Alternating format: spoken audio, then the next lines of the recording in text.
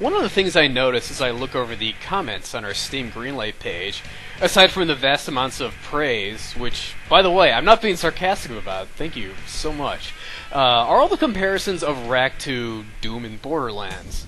For instance, let me read you a few of the comments along those lines. Mark Griffin writes, "It's classic Doom with a Borderlands art style. I want this so bad." Falarian01 writes, "Doom is the king. This looks great. Looks and sounds like a shitload of fun." And X writes, "Shout out to my main man, Doom." Now, normally this wouldn't be a problem. After all, most movies are sold on it's X meets Y. For instance, it's Dances with Wolves meets Halo, or it's Star Wars meets a shitty fanfic. But boiling Wrack down to it's Doom meets Borderlands doesn't accurately describe the game. Not only that, but many players of old-school first-person shooters value innovation, and boiling Wrack down to Doom/Borderlands glosses over the innovation it actually does bring to the table. So, if that's not a good description of it, what is? Really, at its core, it's the hybrid of an action FPS and a platformer game. A first-person platformer. Now, wait, hang on. Before you think of Turok, Mirror's Edge, or the Zen levels from Half-Life, and run the other way screaming, we don't mean platformer in the bouncy jump way. No, we mean it like this.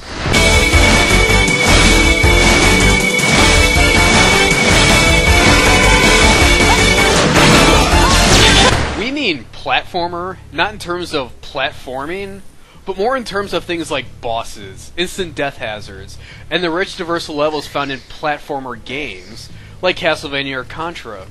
So, really what it boils down to is that Wrack isn't Doom meets Borderlands, it's Doom meets Borderlands meets Mega Man X. So, of all the elements I just listed there, probably the most important one is the boss fights. Now, we've really tried to make the bosses fun and interesting to fight against in this game.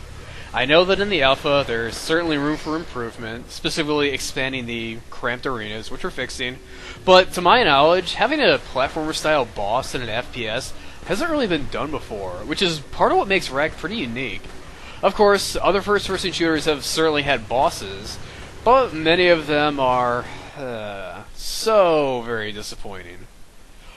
Also like a platformer game, Wrack has its share of instant death hazards. Sure, you have your good old death pits, but we're trying to stay away from the jumping-based death traps, since the game is in first person. And real quick, here's some of the improvements we've made in that regard. Anyway, instead of jumping-based death traps, we're opting for things like smashing walls and ceilings in levels 4 and 5, which are more timing-based, and the spike ball starting in level 5, none of which I'm showing you because they're not finished.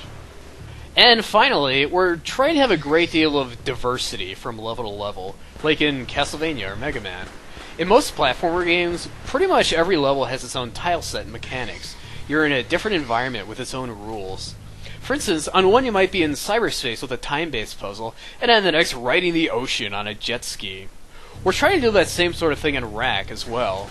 Like Mega Man X4, Wrack starts off with an introductory level that exposes you to the game's basic mechanics, as well as the characters and the story's premise. From then on, each level is split into 2 parts with its own music, texture set, and unique mechanics. For instance, the disposal area focuses on toxic barrels and damaging floors, and the fusion plant focuses on force fields.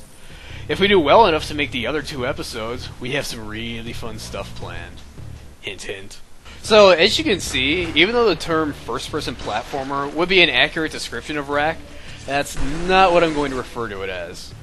For one, most people won't see this video, and trust me on that one, and will run screaming when they think of platforming in first person, instead of all the other fun stuff I just described. It'd basically just be marketing suicide. Besides, I have something better to refer to it as, an arcade-style FPS.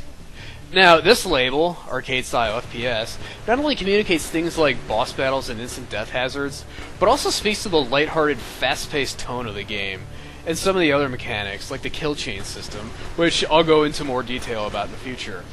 It's a game that's more about action and fun, versus atmosphere and exploration, and arcade-style sums that up very nicely, like a Tarantino movie in video game form. So, there you have it. Wrack is a Doom Borderlands clone, right? No! Haven't you been paying attention? It's an arcade-style FPS! Anyway, come tell me how you'd categorize Wrack on Twitter. You can follow me at FBE Carnival, and you can also come yell at me and play Wrack in person at SGC, which will be June 21st to the 23rd in Dallas, Texas. Talk to you guys next time.